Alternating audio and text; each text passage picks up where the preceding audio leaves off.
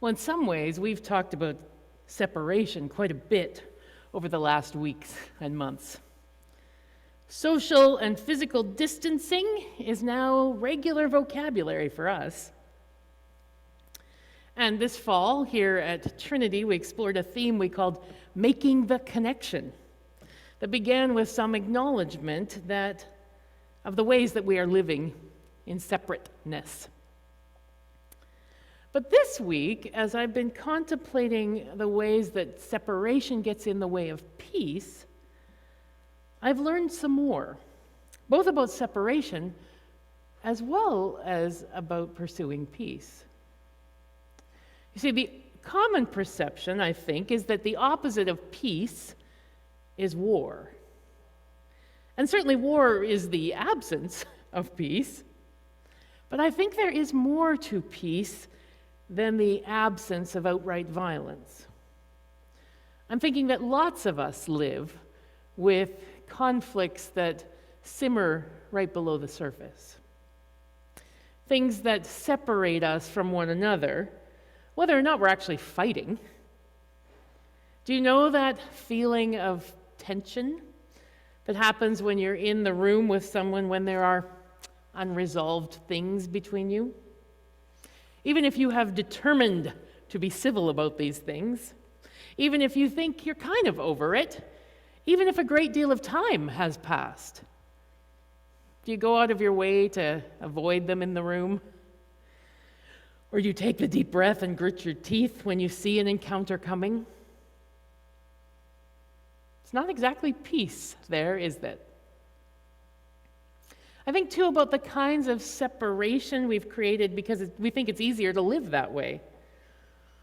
We distance ourselves, not just from people, but from events, from what we see in the news. We distance ourselves from commitments, from community, from ideas. We distance ourselves so that we don't care as much, so that things don't affect us or ask things of us that we're not prepared to give. And while sometimes separation is essential for our health, we need to take time apart to heal, to rest, to find a new perspective, remove an octopus. The separation really isn't the goal. When a marriage breaks up, for example, it might be the best thing for the health of those involved. But the separation is usually anything but peaceful. And in truth, the official separation is simply more a concrete version of a separation that already existed within the relationship. It's not the separation that brings peace. In fact, peace comes when the couple can come together and share a vision about what is best for them both and those around them. Married or not, in the end, if they can share that vision, peace can come.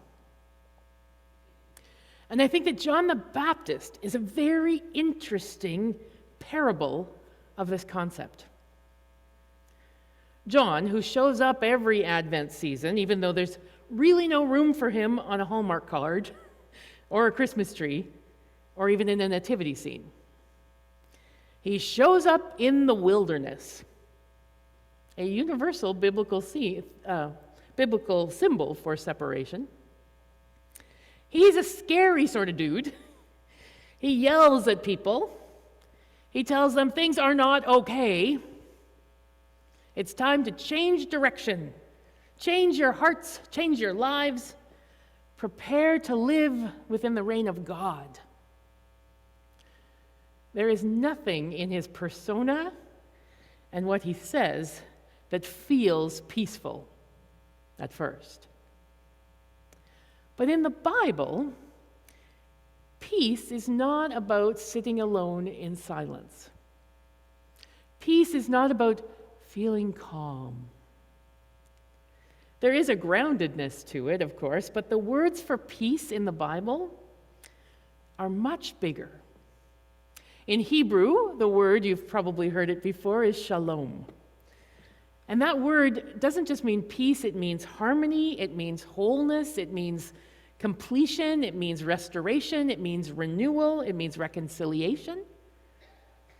In Greek, the original language of the New Testament, the word for peace is eirene.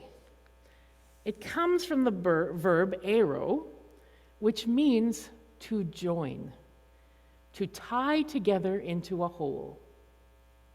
And there is something in John the Baptist that embodies the idea that separation works to undo the stuff that holds us together with each other, within ourselves, and with God.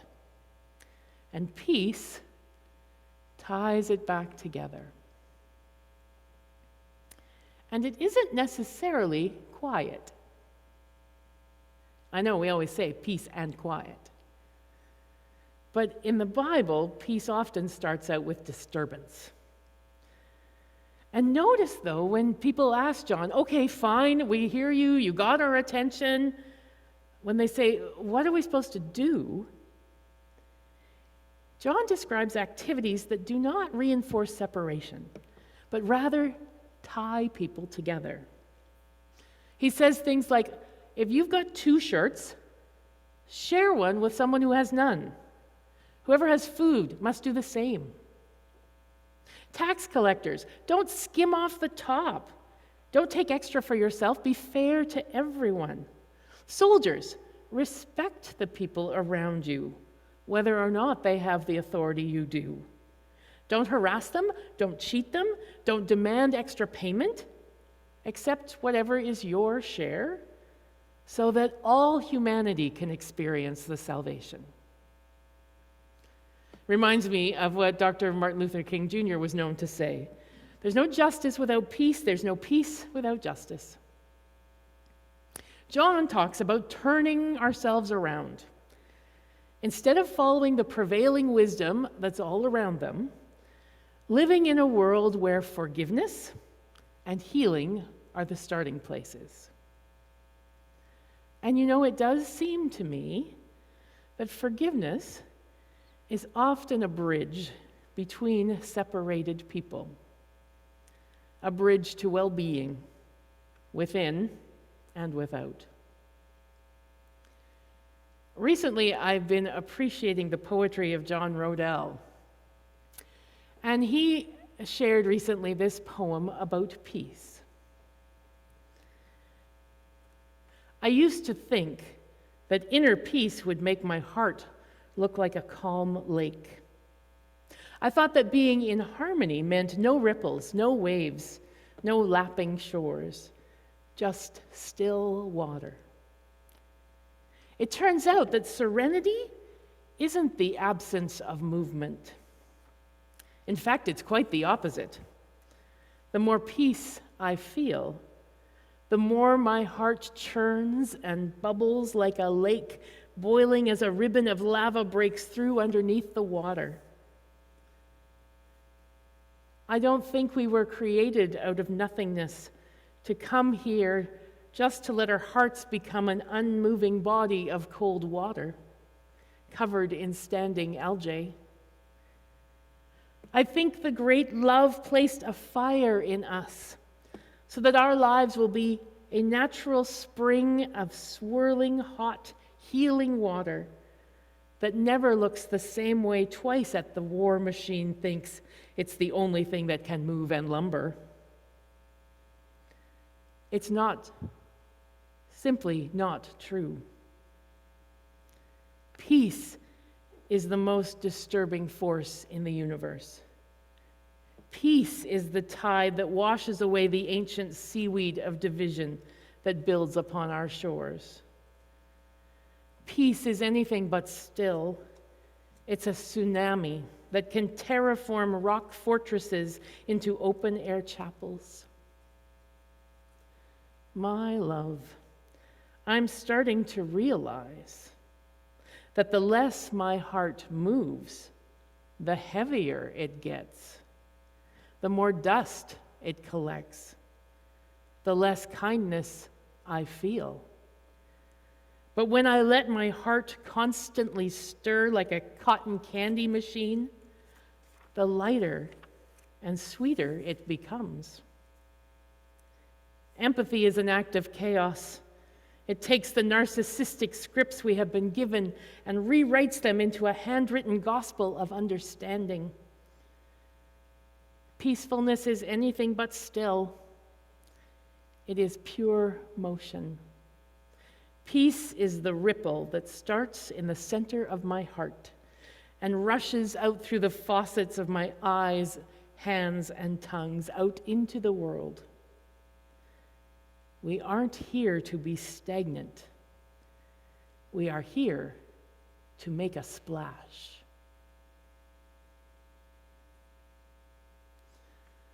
Last week, we talked about not letting our resignation take over our hope. This week, I've been thinking about the fact that struggling people often find hope when they look outside themselves and help someone else.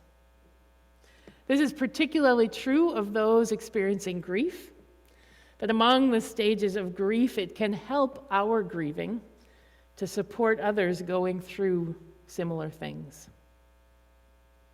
And it occurs to me that for those of us wishing to hang on to hope through this challenging time of the world, might discover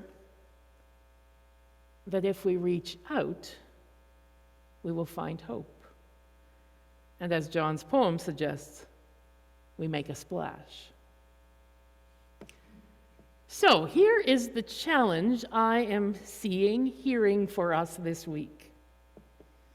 We are called by John the Baptist to change our hearts and our lives. So if we were to begin with ourselves, is there resignation sitting within you that needs to be lifted to reveal hope? Are there ways that you have separated yourself that could use some mending? How are you keeping your distance? Who or what are you keeping at a distance? And ask yourself whether that distance you are creating is truly your goal. And if not, can you find a path towards connection? Can forgiveness help your mending? What sort of help would you need to bridge the gaps you feel? And then, let us allow that ripple to move a little bit. What if we took a look at the world around us? Sure, far away, but then focus a little closer. In your particular sphere of influence, in your bubble, in your small corner, where do you see separation at work? The distance dividing and widening. Can you bring any of God's eirene of peace and wholeness? You don't have to solve big problems.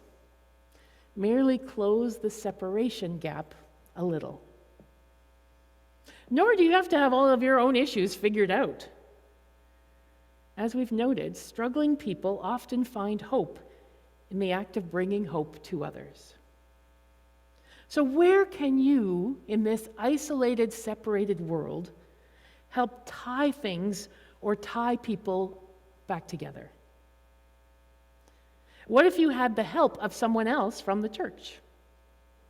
Or more than one someone? What could you do then?